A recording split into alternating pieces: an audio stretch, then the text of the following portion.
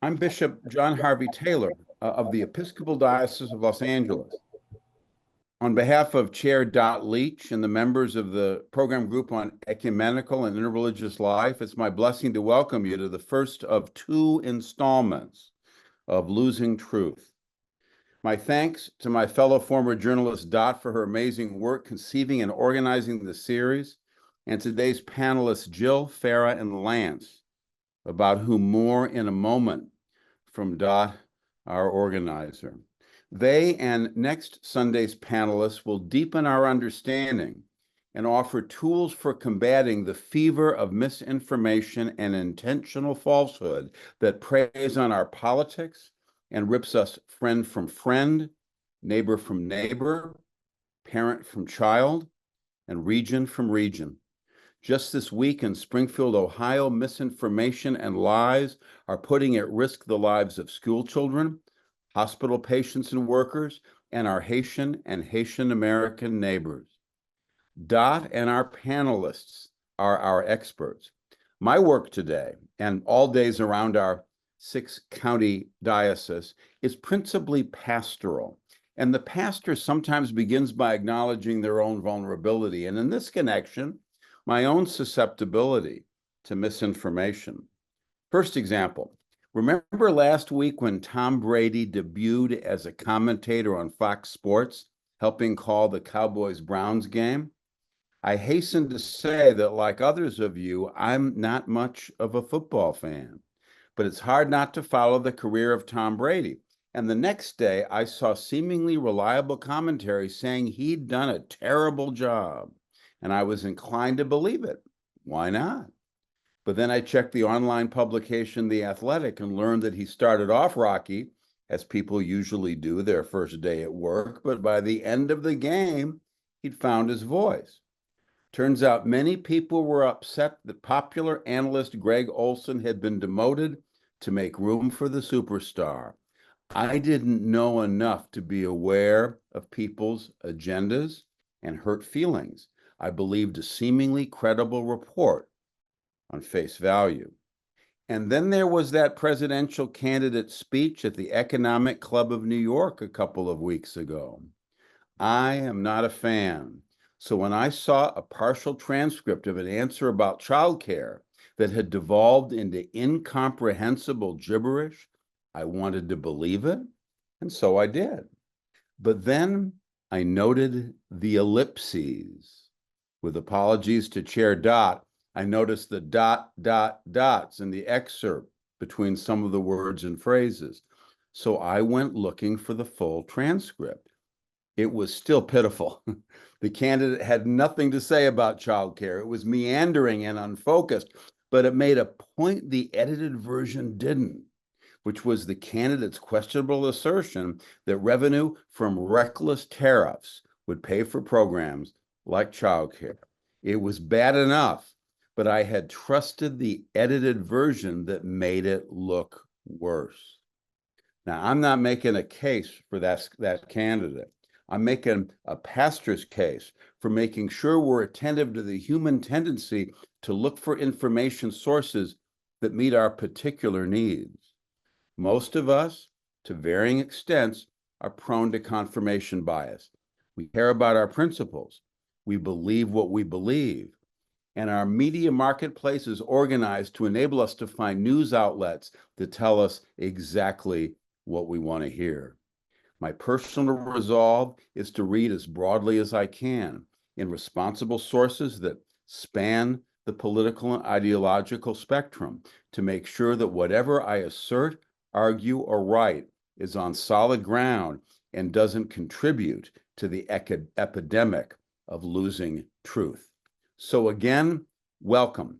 Let us know what you think of this series. We're recording it so you can share it with congregational and neighborhood discussion groups. Thanks for being part of it. And now let's please welcome and thank Dot.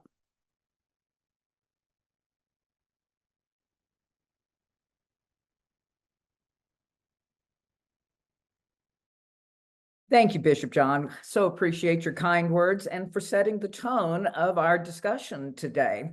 I'd like to also add my welcome to everyone participating today. It is a pleasure to have you all here, especially understanding everyone's busy schedules. Before we get started, I would like to explain just a little bit about the format we're going to go through today. We're going to be talking to our distinguished panel, but there will be a break after the interview portion where all of you who have been listening will be able to go into breakout rooms and talk with one another for a brief amount of time about what you're hearing, what you're taking away, any questions that might be coming up, or any concerns that you might have. Then we will come back from the breakout session, and each group will have an opportunity to ask a question or state a concern, and we'll ask our panelists to kind of weigh in on that as well. And then we will wrap it up. We have the same type of format scheduled for next week as well, so we hope you're able to join us. Now, on to our program. Losing truth has many ramifications. And as you just heard our good bishop talk about, it has caused destruction and breakups and all kinds of things. In fact, hate acts, something that I have worked on recently, hate acts have actually been done in the name of racism and anti-Semitism, Islamophobia, misogyny, homophobia, all based on lies that have been told. So in our lives, while we depend on certain values and certain venues, we look to certain people and certain groups for our truths. We look to the media. We look to the law and law enforcement. We look to faith. We look to our history, and we look to our own personal values. Today and next week, we'll be learning more about this, but I want you now to meet our distinguished panel. First off, we have Jill Castellano, a data reporter for ABC LA. She has worked for USA Today, and she has earned a Pulitzer Prize for her explanatory reporting on the deaths of undocumented border crossers. When asked, Jill has said that her passion is shedding light on injustices and holding the powerful accountable. Jill, welcome. Farrah Fazal is an Emmy and Edward R. Murrow award-winning journalist, war correspondent, and documentary filmmaker. Her work has sent her literally around the world to cover such topics as riots, protests, sex trafficking, and various political conflicts. Farrah, so glad you can join us today. Thanks so much, Dawn. And Dr. Lance Larson is the co-director and academic advisor for San Diego State University's graduate program in Homeland Security. His expertise includes cyber warfare and counterterrorism. He's also part of the Orange County Intelligence Assessment Fusion Center, which is connected with the Department of Homeland Security and works closely with the FBI and the Department of Justice. Let me begin by asking the three of you this question.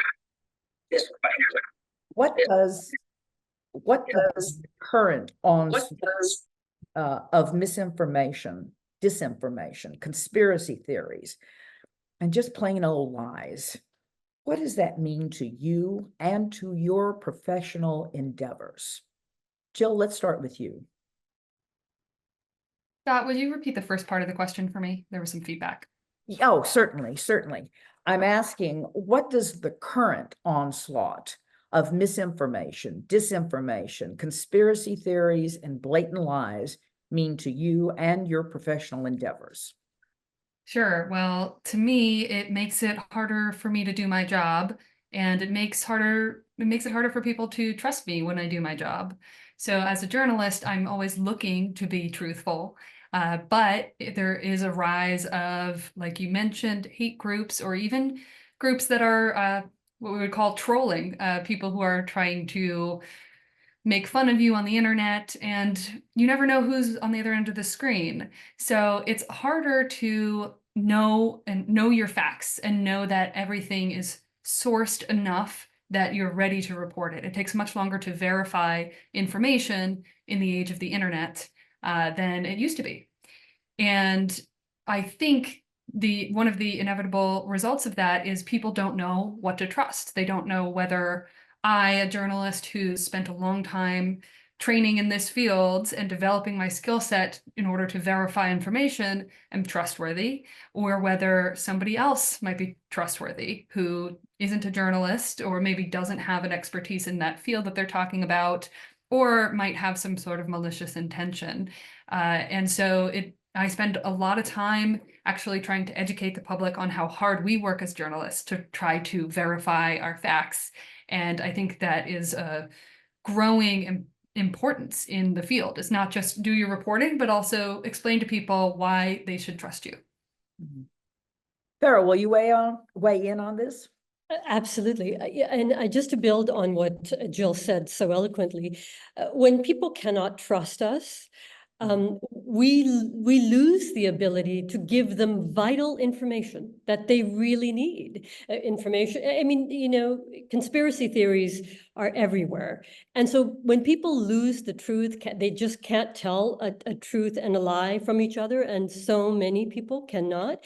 They actually wade into conspiracy theories, and both in my personal life and in my professional life, what that has meant and what that has looked like is danger. I've had threats to my life and to the work that I do. People have wanted to kill me. People have wanted to burn my house down. It also, I mean, it's danger to communities. We can see that right now in Springfield, Ohio, right? You have Haitians who are legally in this country under temporary protected status, who are contributing to that community, who have jobs whose bosses say they are amazing and interesting and valuable workers, who are now threatened. They can't leave their homes, their children can't go to school. I mean, when we begin to lose the truth and people who are in power amplify lies, it threatens the lives of other people. It threatens the fabric of communities. It threatens our ability to communicate with each other because we don't know what truth is anymore. And essentially, you know, we're giving rise to extremism and gaslighting. So I think these are this is a dire moment in time when we just don't know what the truth is and we can't tell it apart, and we don't believe the people who are the truth tellers and the truth seekers. Very good. Lance, weigh in on this too, please. Yeah, Dot. So I come from more of a technologist point of view, and this is why we're probably very complimentary as a panel for your audience. So as a researcher and as a technologist, I really kind of go back to when I got my doctorate degree, when I got my PhD, I did my dissertation.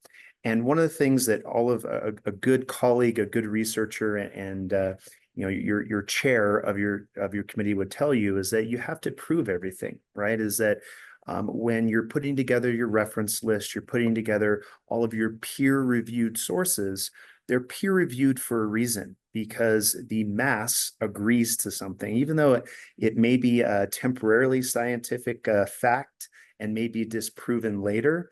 You know, the consensus and looking at the group agreement of the greater the consensus and looking at the group agreement kind of from a technology consensus and looking at the group agreement.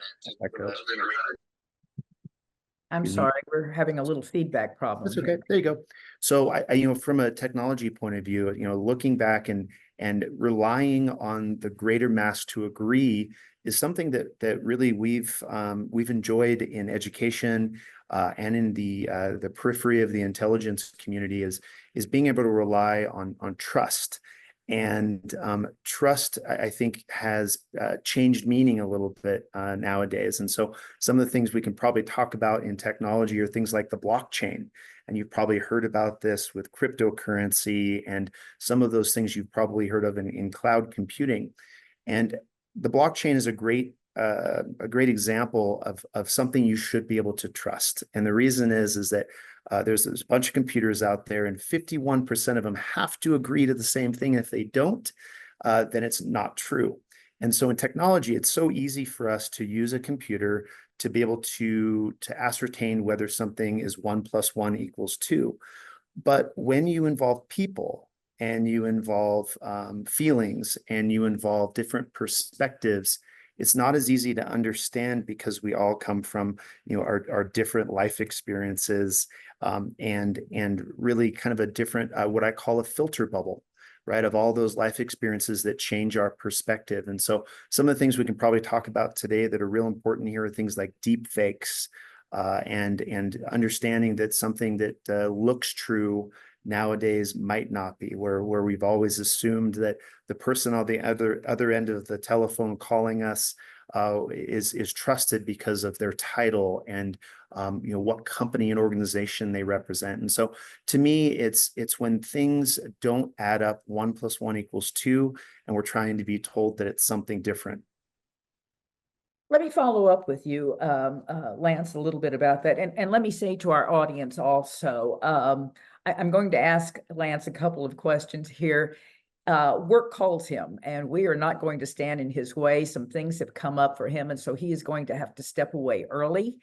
So I do want to get some questions to him, and Jill and Farrah are aware of this. So I'm not ignoring them at all, but I do want to get some things from Lance.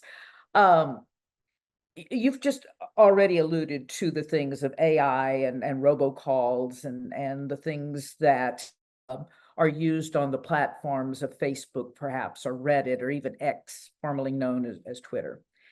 How vast is the deceit from your perspective of researching all of this?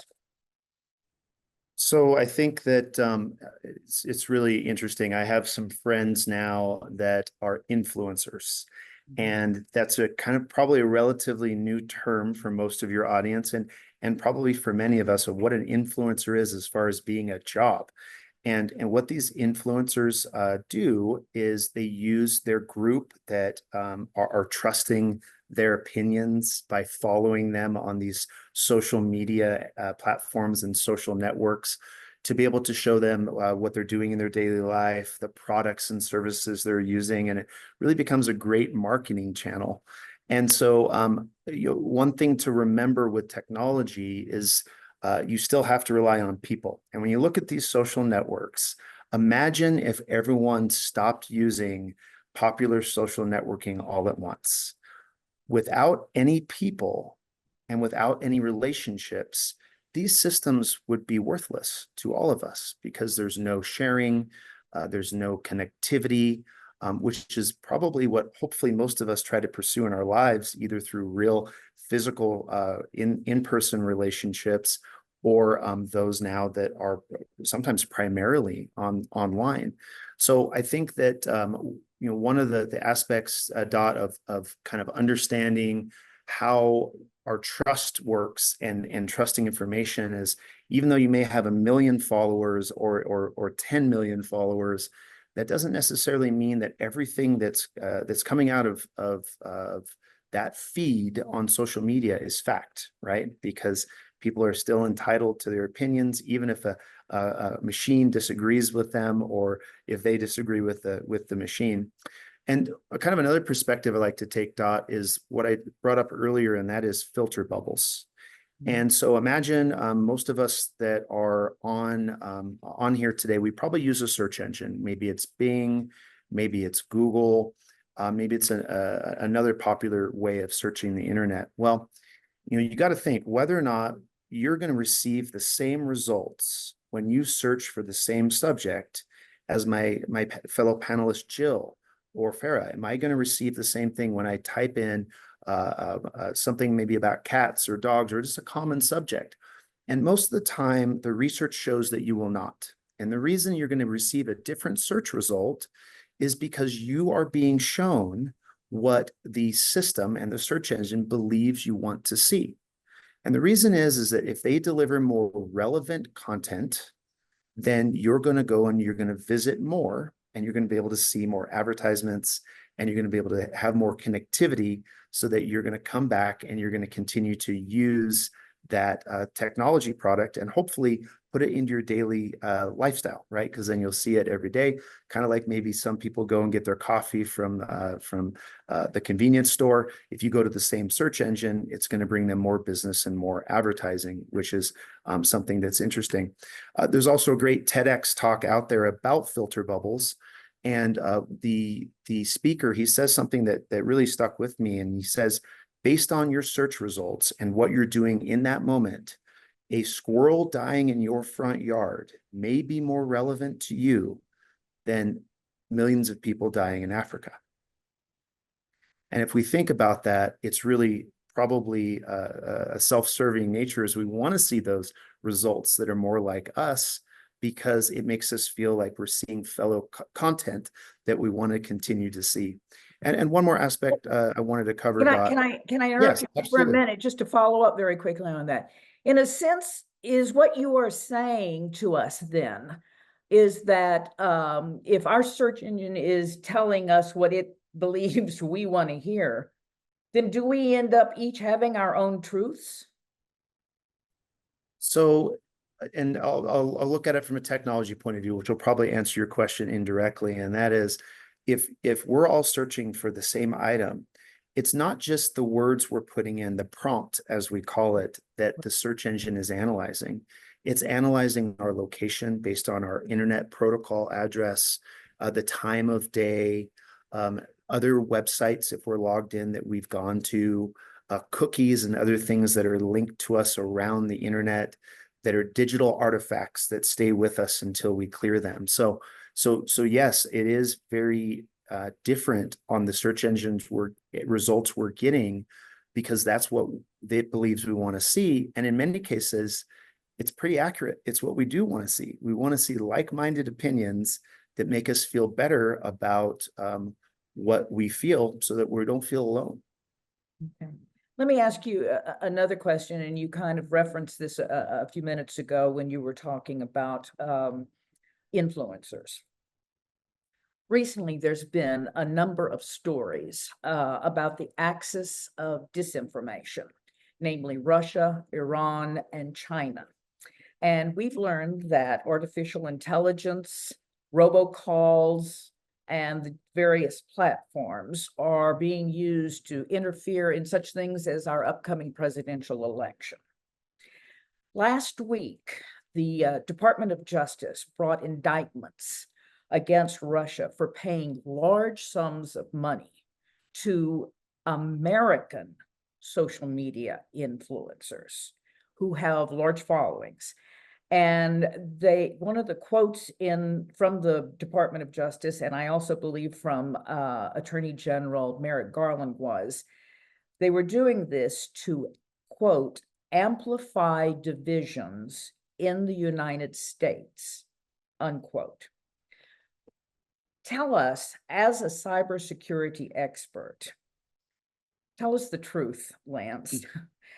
How dangerous is this situation, and where is the accountability and consequences for these devious actions? So I can really only answer in general terms. I can't speak to that specific instance that you brought up, but I'll tell you a little bit about artificial intelligence and about AI. This is something that I research often and I present on throughout the country, actually pretty much every week for about the last 6 months. And artificial intelligence, or AI, has actually been around a long time. It's been around since the 50s. A gentleman named Alan Turing invented something called the Turing test, which we're actually using every day, because when you go to a website and it has that annoying pop-ups that say, please select the crosswalks or the traffic signals or the bicycles, and you always miss one, right? So you got to go back and you got to do another one. That's called a reverse Turing test. So it's measuring whether or not you as a person are an artificial intelligence or a robot trying to be able to game the system. And artificial intelligence, most people would agree, most researchers would agree, is it's in currently the limited memory phase. So if you have an Alexa or another home device at home, most people would argue you're using AI. And so we all have a little bit of investment into the production of AI, because we want Alexa to remember what kind of music we like and when to turn on and off the lights in our house. But there's some nefarious uses of AI as well, Dot, that I think you brought up as kind of the primary question. And a lot of those do contribute to potential for what people would call foreign malign influence. And the technologies that you likely would see used are things like deep fakes, vision AI, et cetera. Now, these are all technologies that have been used that represent iterations of AI. And also you may find Chat GPT, Worm GPT, Scam GPT. These are all different engines that help you use AI. Now, unfortunately, when cyber threat actors and criminals use these AI technologies, it allows them to produce information, visualizations, phishing emails, scammy text messages that are so much better than we've ever seen before. And I'm sure some of your audience today, they've received those text messages, they've received those emails that want them to they present an urgent situation and say, you must click here, we're going to close your bank account, we're going to come after you as the IRS and show up at your door and arrest you. All of those things, most of them now are generated using some type of AI technology, because it takes out the requirement to have, for example, English as a first language to be able to make sure that your email comes off as representative of what your bank might send you. And so it's making it very, very, very difficult for all of us to discern what is created by a real person and what is created using a tool that a person is using to be able to make something that you're more likely to click on. This seems urgent, that seems like there's no other way to get around it than to click and give your personal information up. Those are the things that scare most people. And deep fakes are an aspect of that. There's something called Vision AI. It works two ways. One way it does is if you put in what you want it to produce, so you put in what's called a prompt, just like you would on a search engine. So maybe I would put in, I want to produce a picture of Dot, and she is a famous baseball player. And by doing that, the engine would very quickly create me a picture of Dot, probably in a baseball stadium swinging a bat, that would look pretty good. And it would look pretty good to most people that would look at it, especially if you don't know Dot. Then more likely than not, it would represent Dot as a famous baseball player. And once it gets shared through these social networks and it gets diluted as far as where the source is, it gets really hard to do like I did on my dissertation. And that's to go back and find those peer-reviewed trusted sources, because it gets diluted and you get third-party sources, fourth party and fifth party. And then no one is asked, where's it coming from? Is it coming from a reliable source? So what I can say that just real quick on how we attack these, Dot, is that we go back to those old-fashioned principles. So if you get an email from someone and it just doesn't seem right, or there's one little thing off, the best thing to do is pick up the phone and call the source of where that email supposedly came from and say, did you send me this email? And if they say, I have no idea what you're talking about, then you have a problem, right? So going back to those kind of what I would call old school ways of verification is really the best tool we have right now, because we don't have the AI to fight the AI yet to be able to tell whether or not something is potentially foreign malign influence or something that should not be trusted. I have one last question for you, Lance, and then we will allow you to get to work, as it were, with our thanks and gratitude forever. But I'm wondering, have we as a society, and in particular an American society, where so much is at our fingertips, and if we want something, it's there, has the luxury, and I'm using that word with much intentionality, has the luxury of having vast amounts of information at our fingertips and instant connectivity to virtually any place in the world. Has that given us a false sense of security and made us more susceptible and vulnerable to bad actors? So I think what you're probably referencing is our comfortability, right? And it becoming comfortable. And when we become comfortable, we may not have the same safeguards and countermeasures that we normally do when we're in an uncomfortable situation. So maybe I can throw out a couple examples that might help our audience understand how this works. So one thing that we do as testers of security in the physical sense is try to be able to do things in a capacity we're allowed to test, like trying to get through a gate or to get through a door we're not supposed to test whether or not the security is working. And you may have the most fortified door in the most fortified area with the most video cameras and armed guards, etc. But it goes back to us at being social people that are inherently trusting. That is one of the biggest weaknesses we have as humans. It's also our greatest strength, right? And so we have to balance that, especially, in my opinion, being an American citizen and enjoying freedoms that we're afforded. But what you can do to test that is you get a big carafe of coffee and a bunch of box of donuts, and almost any facility you could walk right behind someone and they're going to let you into the most secure door. And the reason is we don't want to be mean. We don't want to say, hey, drop your donuts, drop the coffee that I'm probably going to be able to partake in the break room, and take out your badge, and you're going to have to badge in after me, right? That's not something inherently we think about because we're comfortable. And also we just don't want to be mean, because if we're mean, then what kind of humanity do we have, right? So it's, again, our greatest strength and our greatest weakness. Now, I want to talk a little bit about safeguards and countermeasures. So I use those words, and they have a particular meaning, especially in the cyber threat actor world and cybersecurity. So safeguards are things that you can design and you can build into your home, or I like to use Air Force One, right? So if we have Air Force One that's protecting the president, they're going to build in certain features to the aircraft to make sure that that when threats come its way, it's going to be less likely that those threats are successful, right? That they don't exploit a weakness.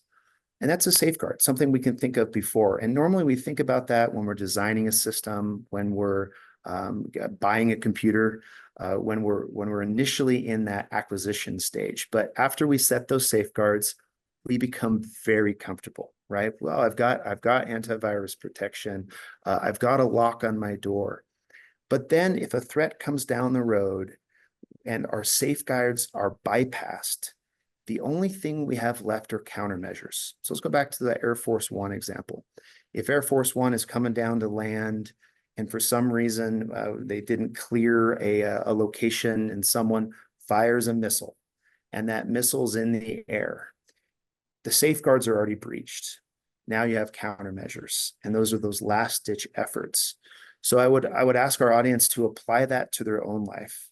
And what safeguards do you have against information problems like we're talking about here, but also against the threats that carry that misinformation too, right? On social media, in emails, phishing emails, in smishing, which is that text message phishing emails that come through. So build in your safeguards. Once your safeguards are in place, we can't go to sleep. We can't become too comfortable. We've got to be able to make sure our countermeasures are ready.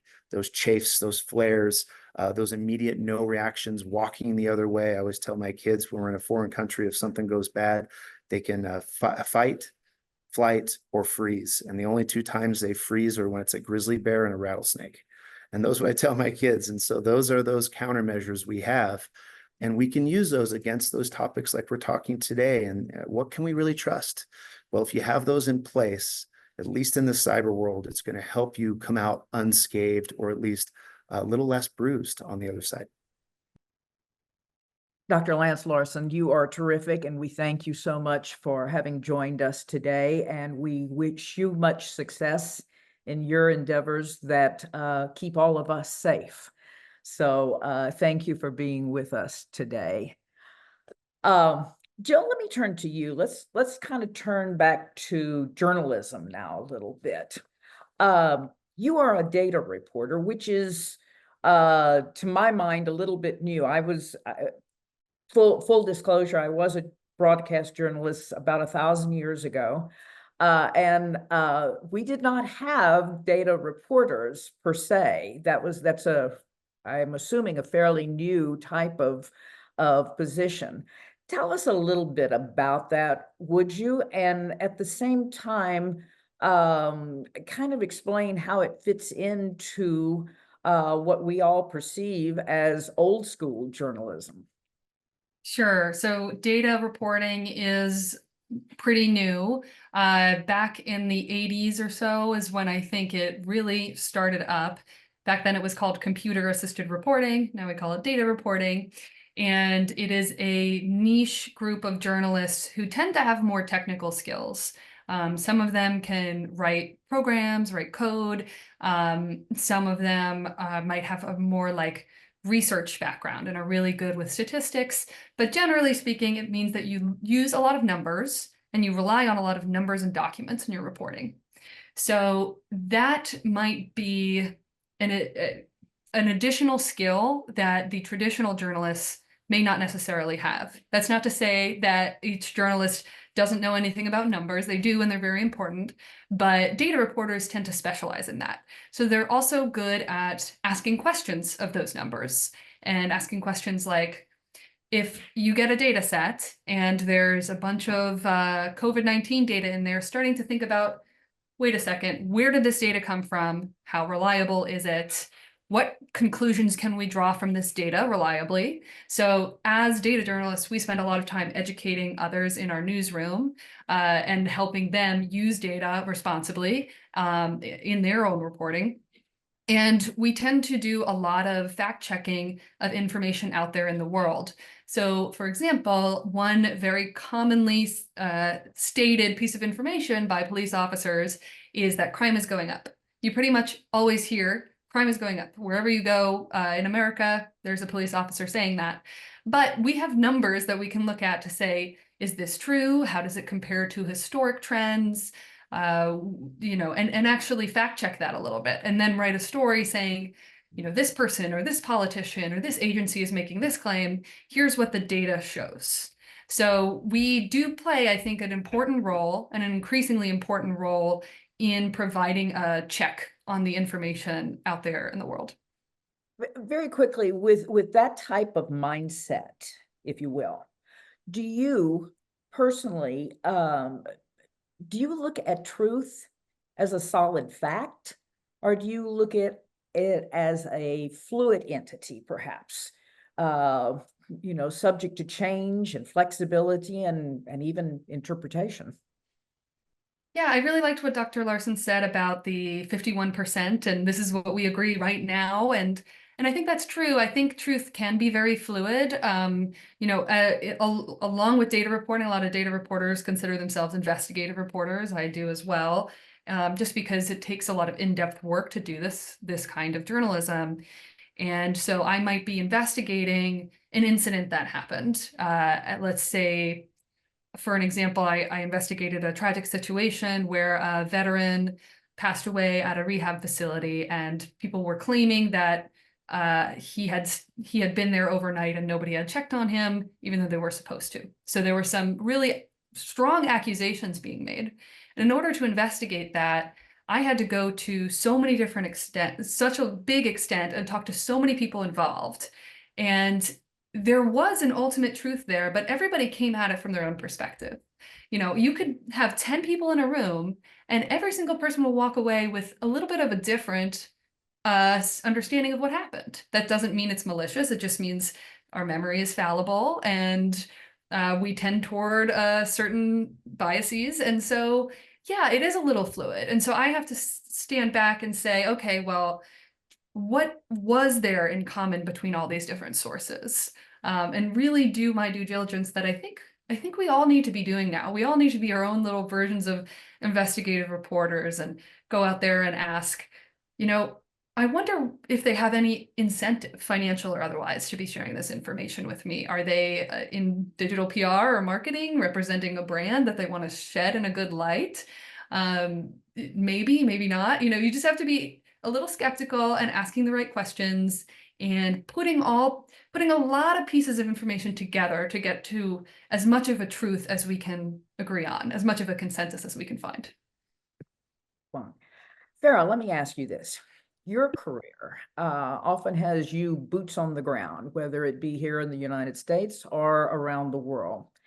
And from what I've read about you and what you and I have talked about, sometimes there are chaotic circumstances that you are working under. What are some of the biggest challenges for a journalist on the ground when you're trying to get the truth? Are you ever concerned that the situation or the people that you have to deal with may be giving you a slant of a story that is for their own personal gain rather than the truth?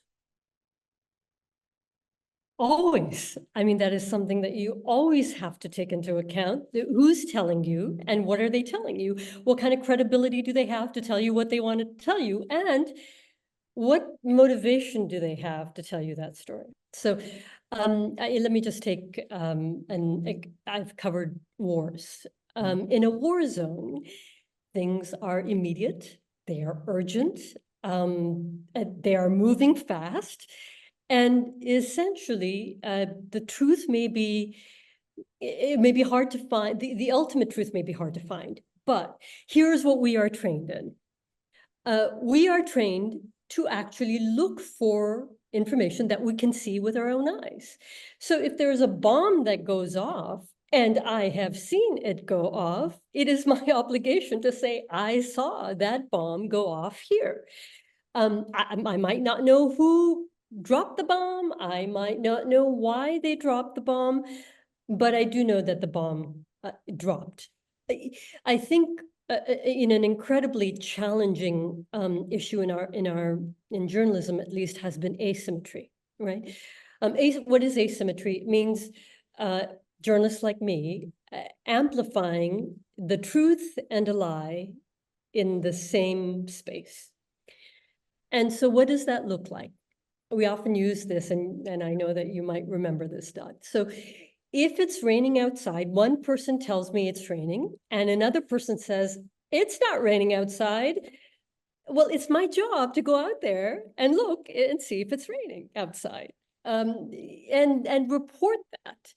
One of my heroes is Christian Amanpour, whom you may recognize. And Christian has really set a standard for all of us in this business. In this particular time when there's so much asymmetry going on, when people are having a hard time believing us, and honestly, they feel gaslit because they don't know what to believe. They're hearing information here, they're hearing information there, they're accessing, Dr.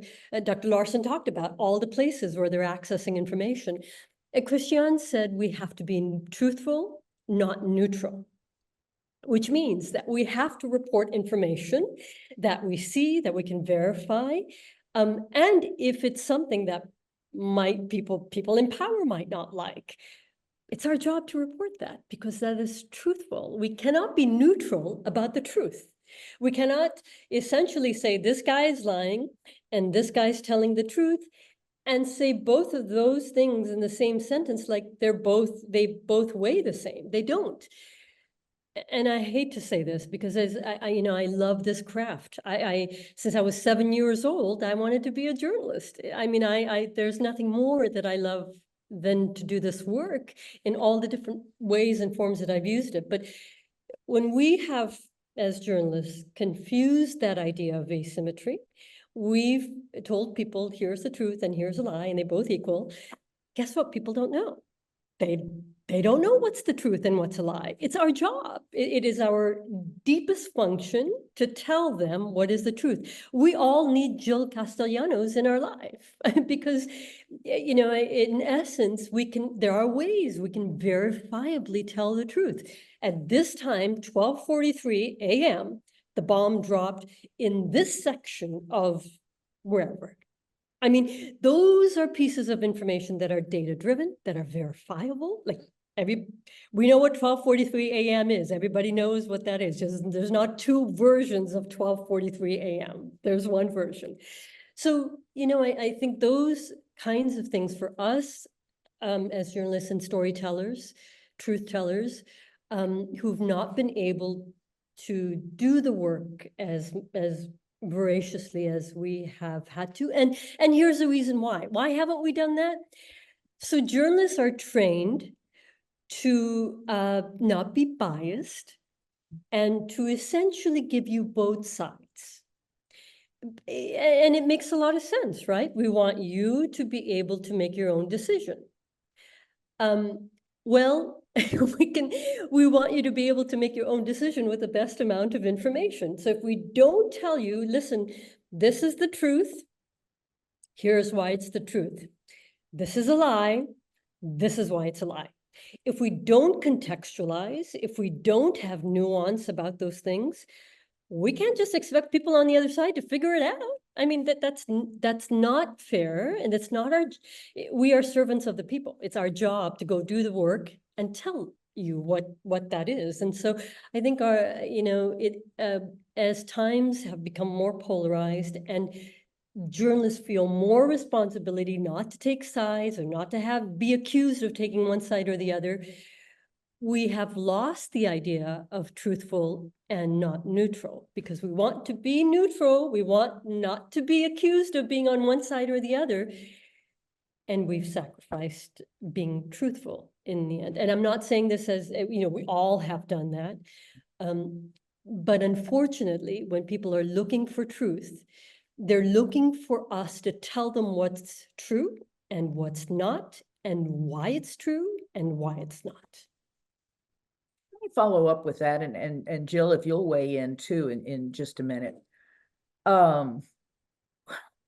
Journalistically, when we are looking at truth and still trying to present, this is the one side and this is the other side, there is a tendency today, a very strong tendency, that people who do not like or agree with the stories that are coming out, they scoff it off by saying it's fake news, and automatically throw a weight onto any story then by making people say, well, wait, is it fake? Or, how do I know? As the both of you work, not only for your own professional integrity, but for the integrity of the entire Fourth Estate, how do you deal with the prevalent ideas of just scoffing off anything that people don't like personally?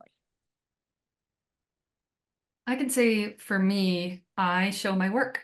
So it doesn't always work. And, I think historically, there's always been a tendency towards people scoffing off information they don't like. Perhaps it's just easier to do now that you can choose your own information sources. So I do think it's a problem that's getting worse. But I try to head off these ideas of it being fake by being as transparent as I possibly can, while not risking any private information or anybody's health or safety. So I oftentimes will publicly list my sources or source materials, provide links so people can view them themselves. I will publish practically a white paper, a whole separate story that says, I did all this work on this data, and here's exactly how I did it, or here's the code that I wrote to analyze this. And you can go look at it yourself. And then, people can look at that and see what they think. If I'm writing something that's accusatory, I am not somebody who wants to publish something and for it to be a surprise for anybody involved. So I will present the information to somebody or some agency or company that might not be portrayed in a good light and say, here's what I think might be, or here's the accusations, and see what they have to say. Or here's the data analysis I did. If you disagree, tell me now, because I want it to be correct before it goes out there into the world. And then I can incorporate their comments, or sometimes I do get it wrong. Sometimes in the course of fact checking my stories or in going back and double checking with somebody, I will change it before it gets out there in the world. That's not going to work for everybody, but it makes me feel a little bit better. Yeah. Farrah. You know, I think it is so important what Jill said about transparency, how we can be absolutely honest and transparent with our work, where we got it, how we got it, how we did the hard work to find it. And we live in a really polarized world where facts are not persuasive to people. It doesn't matter how many facts we get. It doesn't matter how much we go and do the hard work. What we know is that people have essentially, so many people have, so many of our friends, our neighbors, people we know, people we love, have gone down rabbit holes, believe information that is, you know, I'm coming to you from New York. I'm at an extremism conference here with a friend of mine. On my way here, I think we all have an Uber driver story, right? But my Lyft driver was driving me here, and I said to him, he started the conversation, so I felt like we could have this conversation. He said, yeah, you know, that I asked him, where do you get your information from? What is truthful to you? He said, well, when I was in Mexico, because he's from Mexico, in Oaxaca, I look at YouTube because that's the only reliable information. None of the networks, Univision, Televisa, I mean, Telemundo, these are major networks in you know, the Spanish-speaking world. He said none of those actually tell the truth. It was only the people on YouTube. Now, Jill and I know that there is a lot of mis and disinformation on YouTube. But for him, that is where he went. I said, oh, okay, well, that's interesting. Now, here in America, because you're here, where do you get your information from here? And he said, well, I get it from YouTube. Those are the only people who know the truth, because they're the ones who will tell you about corruption. They'll tell you where it's coming from. They'll tell you who the corrupt people are. So many of our friends and neighbors are getting this information, which they believe is the truth. That they're the only, those YouTube influencers are the only people who can tell them the truth. We have a problem because people are not going to believe people like Jill and I who are giving them facts. So what do? I just finished a 10-part documentary series for Hulu on people who escaped their cults. And what I think I learned in a bigger picture, 30,000-foot element about this is this. Ultimately, we need to be able to connect to people emotionally when they have departed from reality. And what that requires us is to be human to people. It requires us to be in spaces with people and acknowledge at least that they have, there's some, you know, in every mis and disinformation, there's a kernel of truth. This is why it spreads so quickly. This is why it is so hard for people, you know, to differentiate, because there's this little kernel of truth, and it is true. That little kernel of truth is really true. And that is what they're tied to. So you are telling them this little kernel of truth that they know is not true. When you say, I mean, that's just not true. That what you're telling me is not true. So I think meeting people where they are is really important emotionally. Seeing them in the spaces that they are, validating them as human beings. What happens to people and we have learned this both through so much data and science, and Dr. Lowe is here, which you'll talk to about this stuff next week, which I'll be listening to. But what we know about people is that when facts are not persuasive, connections and relationships are.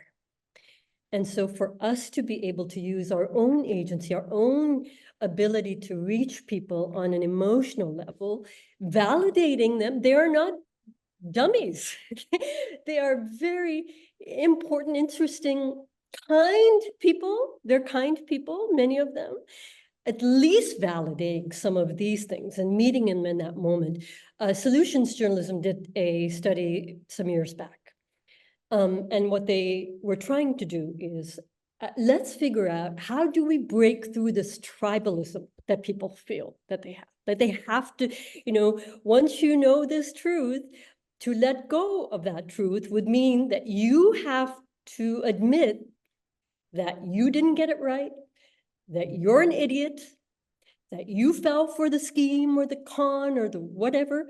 You would have, which means that your identity about this is at question. And who wants to, internally, we are not programmed to do that. Our identities, who we are, the tribes we belong to, are really important to us. What solutions journalism found is when people are in these places, when they've joined cults, when they are in tribes, when they only hang with people who think the same thing they do, the person who they trust will have listened to them, will have validated them, will have, even if they've gone into the QAnon world, will stay there and sit with them and talk to them about the weather, talk to them about their children, talk to them about how hard their jobs are. Those are the people that they will want to be close to. And it's important for us to remember that, because when people have lost truth and fact, they need a window to the outside world that does have reality, that does have truth. And we can be those people. We can be those people. And let me just say, maybe if this resonates with some of us who have had people who've gone down these rabbit holes, it is at our emotional cost. It takes a lot out of us to sit in these moments with people who will tell us the sky is not blue when, for goodness sakes, we can see that the sky is blue.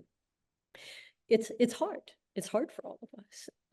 And we know that what has ever made a difference is our abilities and our connections and our bonds to people. When they feel connected to us, when they're not isolated, when we have the ability to every now and then slide in a piece of information that's truth into their non-reality world that's persuasive. Go back a minute, and it's already been talked about just a little bit. Bishop Taylor spoke to it, and you did too a few minutes ago. Let's go back to this story in Springfield, Ohio, for just a moment. I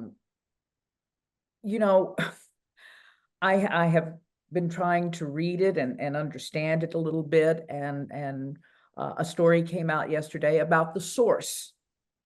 A woman who had basically posted online an untruth.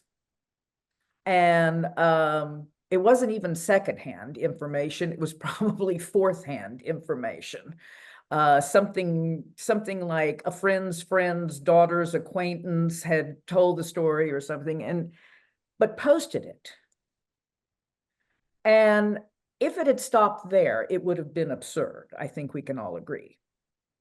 But when it was told as truth by a presidential candidate, and then for days later,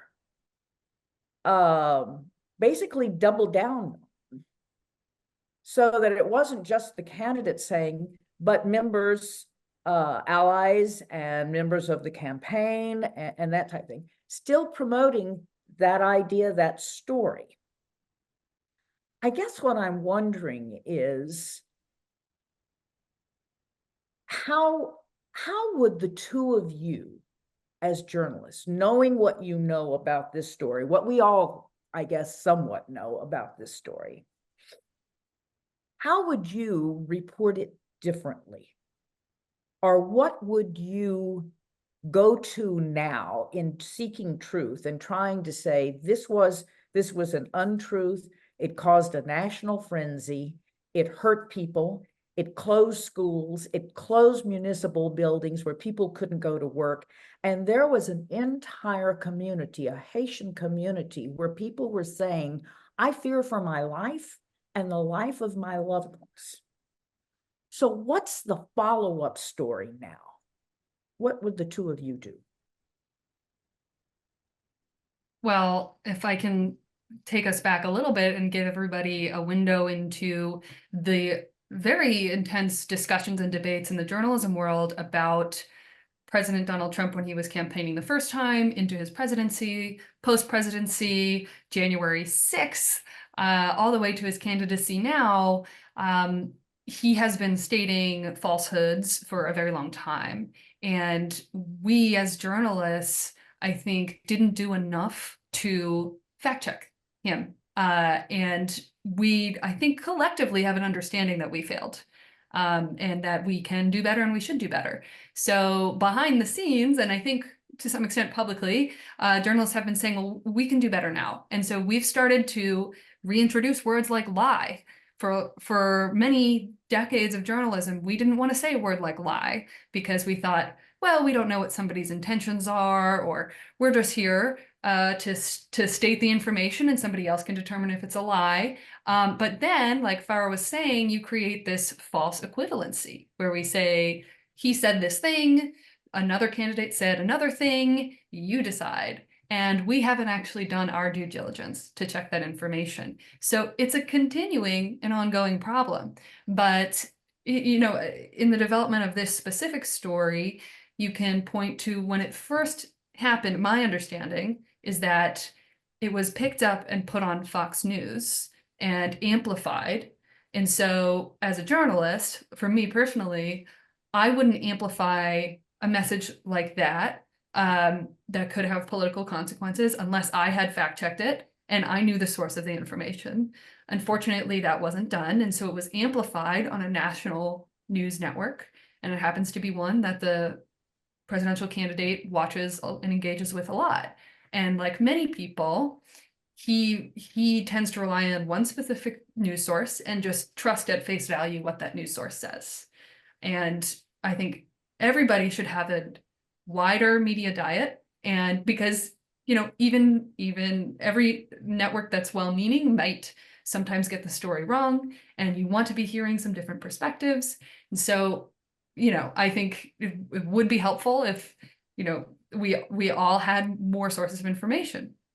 Now, at the point that the story is, I think after you hear something that's so factually untrue stated in such a public forum, we as journalists have an obligation to call it out and say so, that this is not true.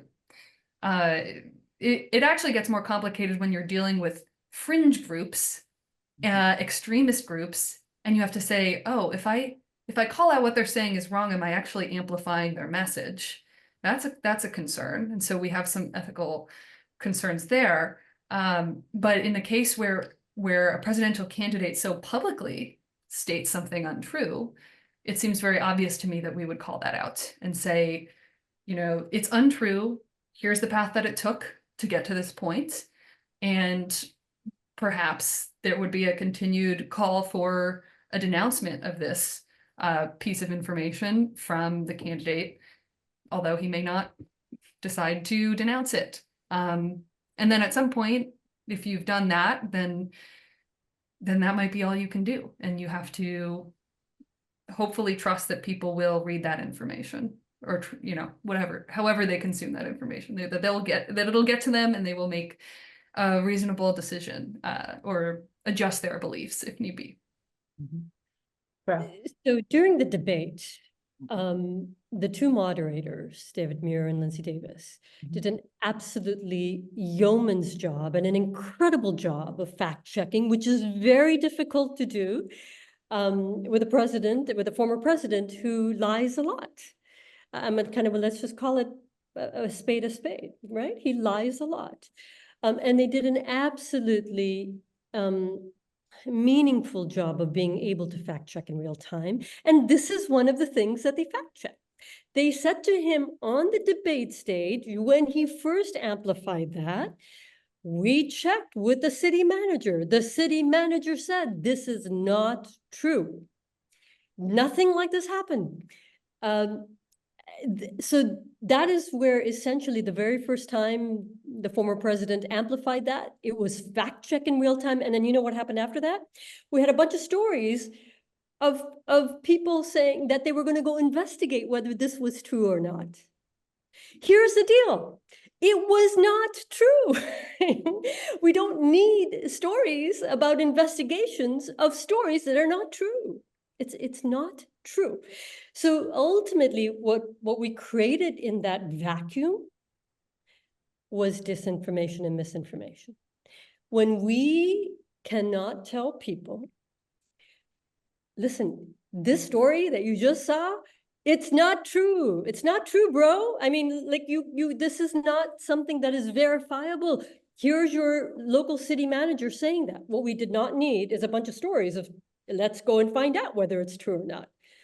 So what you do is fill that vacuum with, I don't know, is it true or not? Now, these people are investigating, these reporters are investigating whether it's true or not true. And I don't know if it's true or not true. I'm a regular person sitting on the other end. I don't know, because now somebody has told me there's enough verifiable evidence here that they're going to go investigate. Instead of reporting that it is not true. We owe that to our audiences and to our viewers, to our readers, to our neighbors. Every reporter works in a city and they live near people. They live next to human beings. Those human beings are their neighbors and their friends and people that they don't know, but they live in their neighborhood. Like, this is how we essentially have had to, we have to reframe in some ways how journalists do their job. When we have to understand that when we allow mis and disinformation to feed a vacuum, to fill the vacuum, we are confusing people. So how do we not do that? In the very first instance of a disinformation or a lie, we tell people that. And I think in the end, it's been now a week of schools being shut down, of people being threatened, of extreme amounts of fear and anxiety in that community. It took us a week to get here, and it didn't have to. We also, I think it is important for us as journalists to, our job is really dependent on facts, right?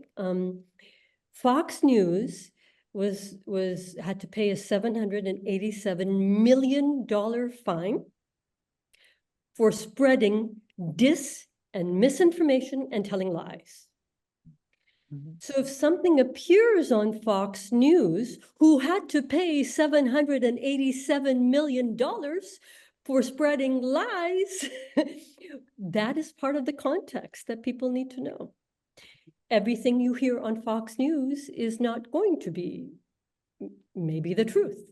And I think until we as journalists can actually put some of this context and nuance in the stories that we do a disservice to people, because we are really just confusing people in the end. Follow up with this particular story, and what I'm about to ask you could apply to this, and it could apply down the road and everything else.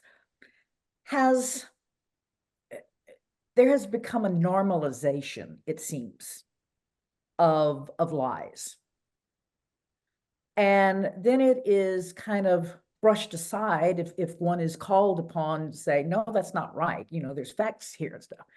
And then we hear, well, I was just joking. I was kidding. Can't you take a joke? I'm wondering, in your opinions, has freedom of speech guaranteed by our Constitution, has it, in a sense, been abused by that kind of thinking and behavior to the point that it, in fact, is now diminishing truth by saying, well, they may have the right to say it because it's protected by the Constitution?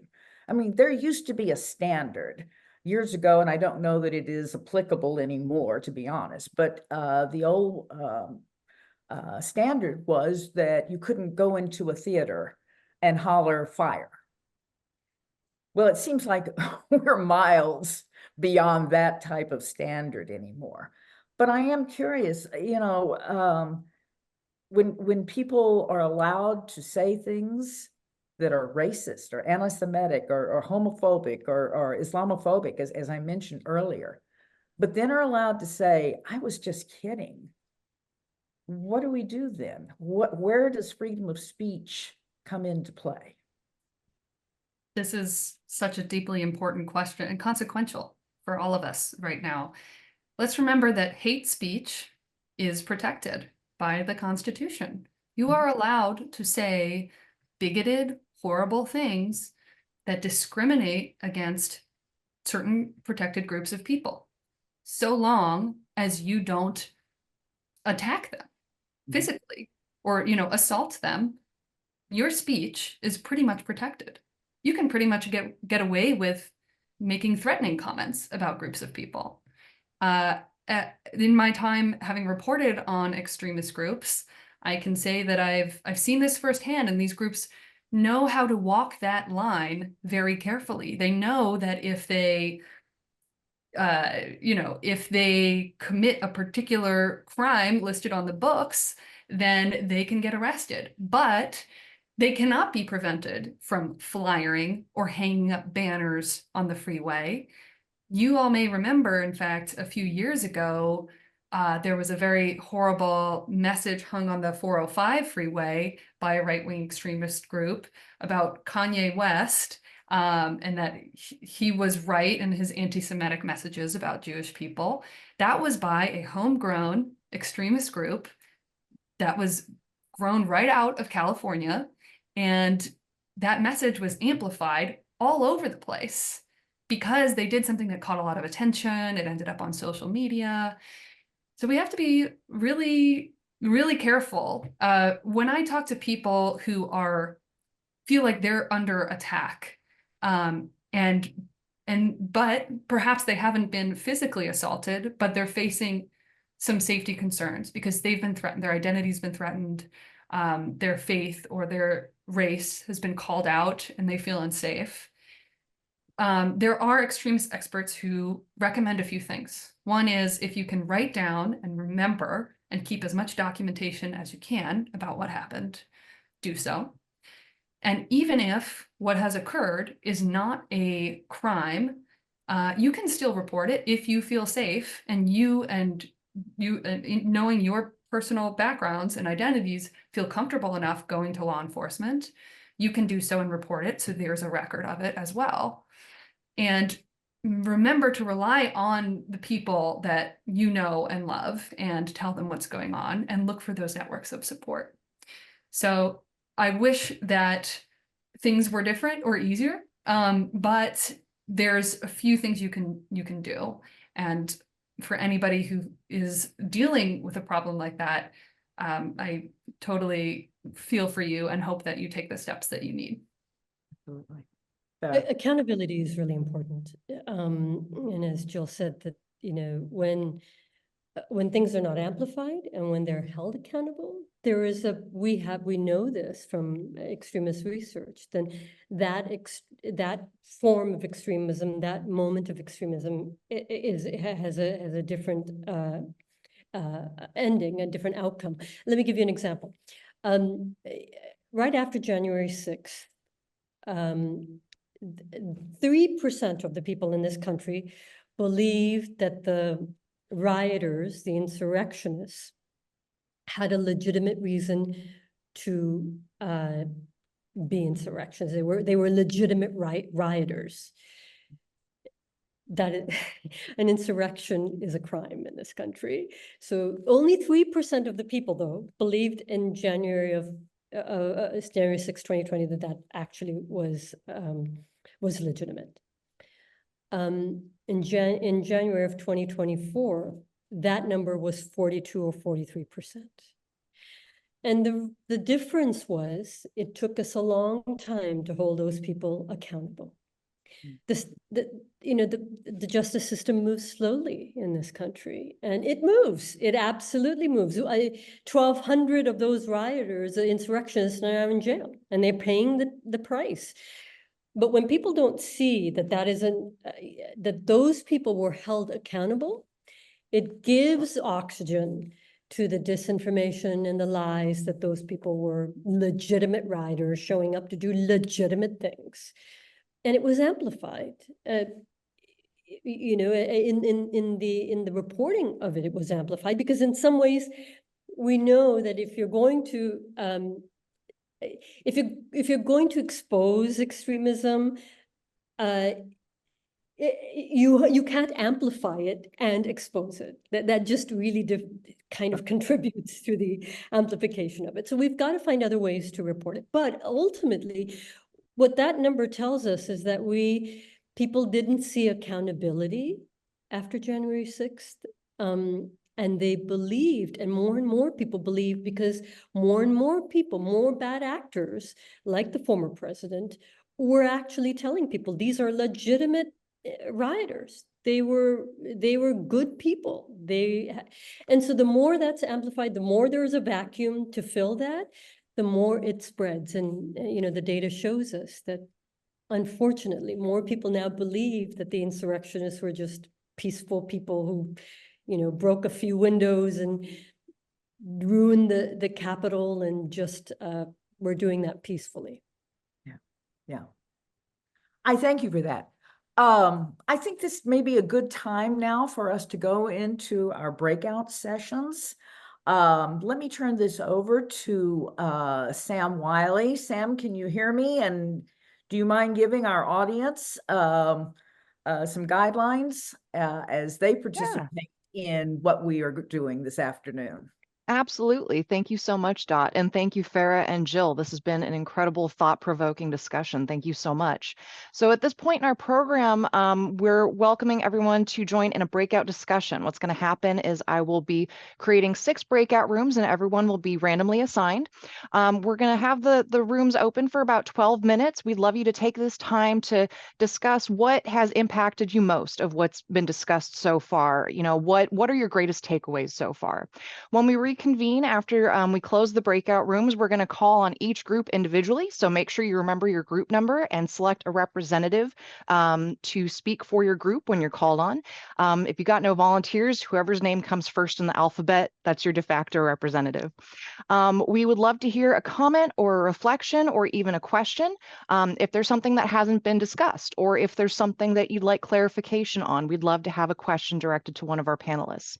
I know that just given the breadth of the topics today, that, you know, our conversations can't be boiled down to one comment.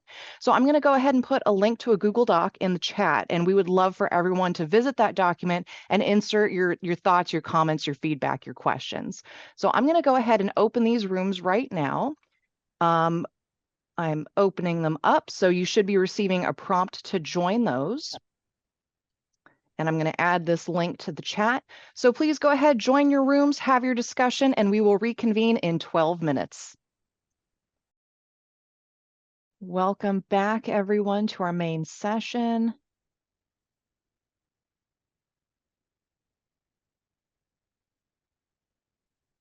As folks are slowly rejoining us, welcome back. Just a few more moments. You have Farrah and Jill join us again. Yeah. Let me highlight you both here. There you go.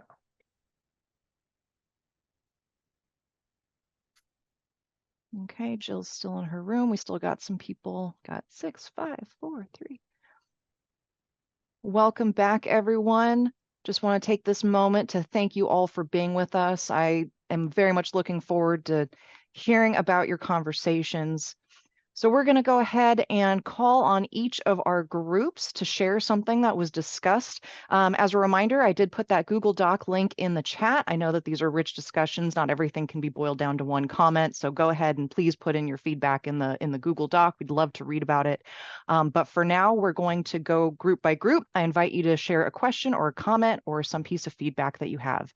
So group 1, if your representative can unmute yourself and share with the group. Who did we have from group 1? Jim here. Jim, welcome. Okay. Hmm. We spent so much time, Katie and I spent so much time concurring with how grateful this session, what it's meant to us, and yet reflecting on where we've come in how we've grown up. I shared being Boy Scout, Cub Scout, truth, that kind of thing. The norms have all changed for us. How do we process this when we have family discussions where there is already a guideline that you don't discuss politics, and yet our democracy is in peril? How can we empower ourselves to reach out and say, we just want to discuss. We don't want to argue. I want your viewpoint. I think Jill talked about that a little bit of trying to get together a consensus. And Farrah, I think talked about it in the world of your world of how you try to get the truth out. So we did a lot, Katie and I did a lot of sharing. I can't say that we can boil anything down to one thing. For me, I just really appreciate this. And for me, the point that came up to me this morning as I was reading the lessons, and James talks the power of the tongue to tell the truth. Mhm. I will end. If Kathy is out there, go for it. But when you get to her,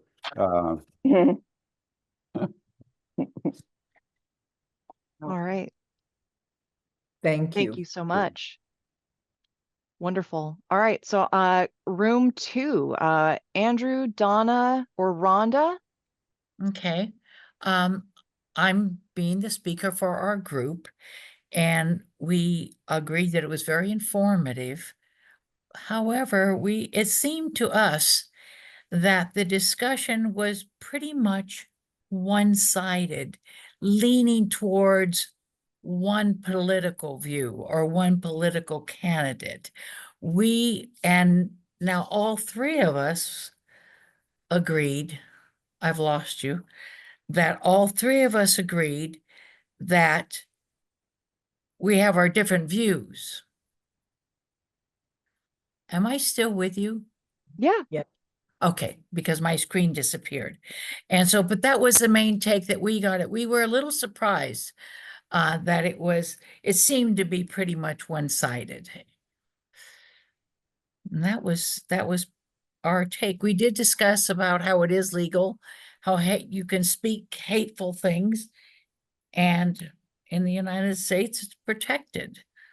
It's a shame, but it is. So that was our main 2 discussions. Thank you, Rhonda. Mm-hmm. Thank you very much. Mm-hmm. All right. Room 3, Anne, and then Farrah and Jill. You were also in room 3. Yes, I was elected to speak. Wonderful. Thank you, Anne. I had quite a group, quite a nice group. It was wonderful. We talked about several things, yes, and I have to agree with Rhonda that it was one-sided, but that seemed to satisfy all 3 of us. Certainly satisfied me. We talked about radicalization and how difficult it is to change that, but it is possible to do that. Not easy. We also talked about false equivalency. And one thing we talked about was the different standards that these candidates are being held to. And one of the things that I noted, I'm old, and I remember when Hillary Clinton when they went into the White House, when Bill was elected, there was nothing about her that was not scrutinized daily, from the color of the headband that she wore to the way her hair was cut, everything. It was terrible. I haven't noticed that this time, but I do think that Kamala is, fighting an extra battle simply because she's a woman, and I don't think that's going to change. She's having to do things just differently. I mean, as they used to say about Ginger Rogers, she had to do it all in the same, that he did it but backwards and in heels. And it's always going to be that way with women, I think. I really do, until we're used to having a woman in charge. And I think it's so important that we do.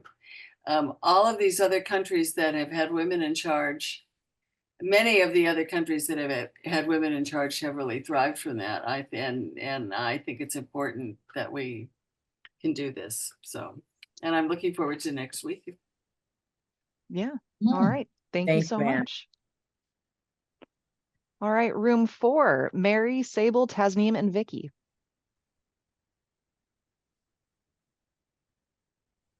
Here it is. Invite one of There you it to. is. Yep, There we there it go. Wonderful. Not like we haven't been doing this for years. Anyways, we had a great conversation with just amongst ourselves. We kind of touched upon a number of kind of different points. There were a few through lines, but I think most of us were just kind of touching upon what was most impactful to us.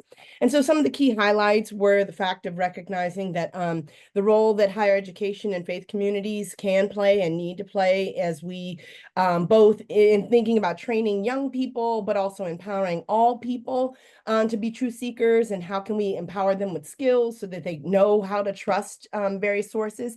In particular, I work at USC, and we do a lot to prepare our students to be global citizens. But I think what we also need to do is also train them in how they could be good assessors of what truth is.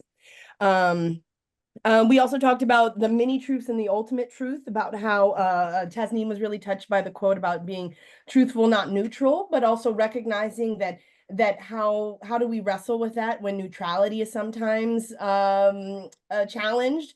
Again, is there an objective neutrality, or can somebody, even in your earnestness of wanting to be neutral, still be accused of being biased? And then, of course, the importance of accepting each other and accepting those who have different perspectives, even though the first inclination may be to stay away, that when you reject outright, or when you don't accept that others have different perspectives, you're ending that interaction. And the only way that you all can kind of endeavor with truth together is to at least initially accept each other's humanhood, I guess. And then even if, the perspective is different, and there are reasons for that. And then, of course, we were kind of left with the last kind of hopeful, we must all stay the course, because it is indeed important, but we must continue fighting for truth. Absolutely. Thank you so much, Sable. Thank you, Sable. All right. Room 5, Bob, Chrissy, Jean, and Ulu. One of you'd like to unmute and share your discussion? Well, I was nominated to do so. My colleagues certainly could have done this perhaps better than I, but here we are. Chrissy commented on neutrality as well. The note that was made about a loss of truth that occurs from attempting to maintain neutrality. That was significant to us, the point. Ulu emphasized the importance of us sitting together and sharing, interacting as interfaith representatives. She's a member of Dot's Women Drivers group in South County. And so that's a wonderful thing, the way they get together and share ideas. I was reminded just of that 787 million in fines that Fox had to pay. I'd forgotten that story, but I remember it. And I'm not sure what good it ultimately did. I'm sure it had some effect, but boy, do they still continue and persist. So those were some of the highlights that we shared in Group 5. Thank you, Bob. Thank you so much, Bob. And finally, room 6. I invite Dana or Dr. Lowe or Kathy to unmute and share your discussion with the group. I was the one who was nominated to share with our great little group that we had a nice discussion, and so many of the other group leaders or sharers did such an eloquent job. So we kind of talked about how much there is to, how much important information was said in this session, and how much that there is on this topic that could take way more than 2 hours. One person, Dana, has a communication background and mentioned that it's a lot to cover. And so anyway, I also had mentioned, we talked about, and I kind of mentioned the whole depolarizing and respecting people, and also watching the debates from, my viewpoint and my neighbor's viewpoint, who has a very different viewpoint, and thinking about her viewpoint and wondering, how would any of us know, what's true and what's not. And so, yeah, it's a tough one. Dr. Lowe mentioned a takeaway was just that it's really hard to get to the truth, and it's very easy to be misled these days. Dana, emphasized a takeaway about how we can find out, we basically can hear what we want. We could make true what we want to make true. We could hear something from either perspective and kind of make that the right perspective. And so I think our discussion was really good, and it was mainly on being in the issue and knowing that it's a huge issue that and I just want to say I really appreciate this session. It's gone beyond my expectations. Starting with Pastor John sharing his own faux pas, I just thought that was a great start. So thanks. Thank you, Kathy. Absolutely. Thank you. It's always a good session when Bishop John starts us off. So thank you so much to all of our groups. It sounds like you all had fantastic discussions. Again, the Google Doc link is in the chat. I invite you to put even more thoughts and comments on that page. So Dot, I will turn it back to you. Thank you so much, Sam. I told Sam earlier, one has to recognize one's limitations, and conducting breakout rooms is my limitation. So I have deep gratitude to Sam for conducting that, and for all of you and for all your responses. I was writing them down as I listened, and I really appreciated the things that you were discussing and the things that you shared with us. Before we go, I do have one last quick question for our panelists. From the top of the program, we have talked about losing truth. We've talked about losing trust. We've talked about where do we go? How do we do things? Whatever. You kind of touched on this a little bit, Farrah, but I'm going to ask the two of you now. Where do you go for your news? Where do you go for your sources of truth?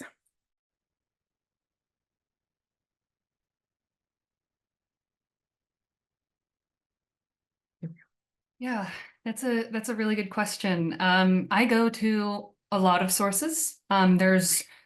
I personally tend to really like nonprofit newsrooms. There's a growing number of nonprofit newsrooms in America, and that's partially because of the funding model of journalism essentially collapsing, one of the many existential crises that we're facing in this field. And so now more and more journalism outlets are cropping up that are basically philanthropic organizations that you can donate to, because people don't want to pay for a subscription maybe like they would have used to. And so in that vein, I really like ProPublica as a great source of investigative news. And there's a lot of good things I could recommend based on what topics you're interested in. I am very interested in criminal justice reporting, so I always trust the Marshall Project for news on that topic. I would also say subscribe to your local newspaper. If you live in LA, maybe that's the LA Times, maybe it's another local publication, but that can go a long way, and we always appreciate it when people support us. We're all struggling right now in the journalism world, but I think local news especially has taken a really hard hit. I absolutely second all of what Jill said. I do read all of the nonprofits, and there are different nonprofits in different regions of the U.S. I also really do read and both the TV and radio and local news papers. Local news has suffered deeply, immensely. The mission of local news in different communities, whether it's a local newspaper in just small communities, 60–70% of newspapers across this country have just gone away. That has been a real hit to democracy. So those local newspapers are really, really important sources of information. I also read internationally other organizations covering us as a country, and there are very, very valid respectable newspapers around the country.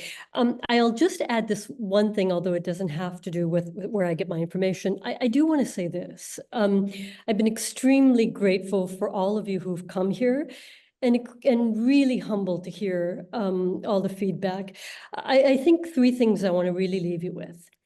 And they basically come back to hope, compassion, and community. I learned in the war zone that people who were in the worst and most dire situations always had hope. They never lost hope for another day, and that another day would come, that they would survive. I think we have to have hope that we're going to see the world that we really want to see, that our neighbors, our friends, we will be able to communicate with them. I think compassion, there isn't a more important moment right now than to be able to talk to people with compassion. People are so polarized, they feel alone, they're lonely.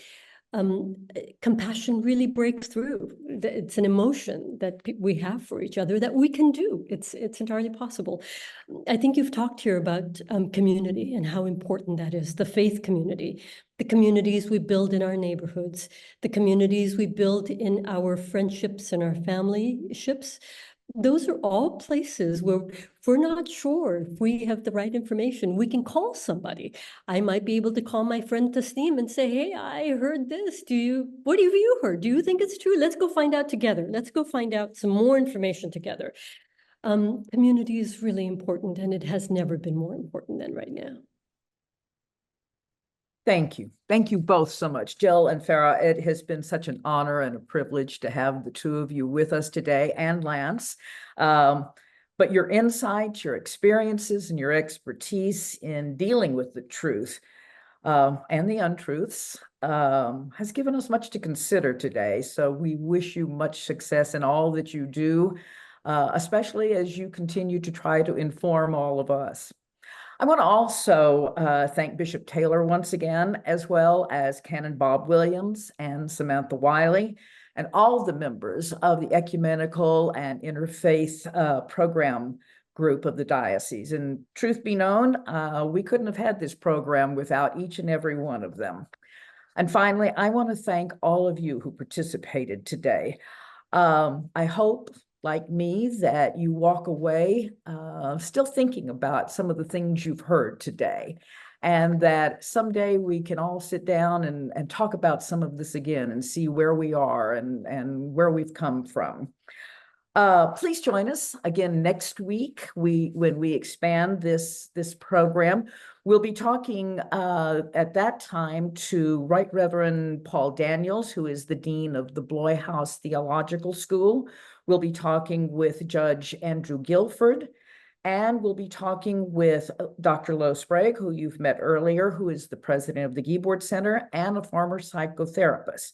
And what we're going to hopefully be able to discuss in detail is what losing truth means to our faiths, our laws, and to our very psyches. So don't forget to check out the Google Doc that Sam has told you about. But until then, I'm Dot Leach, and I wish you much peace, truth, and blessings now and always. Thank you for being with us.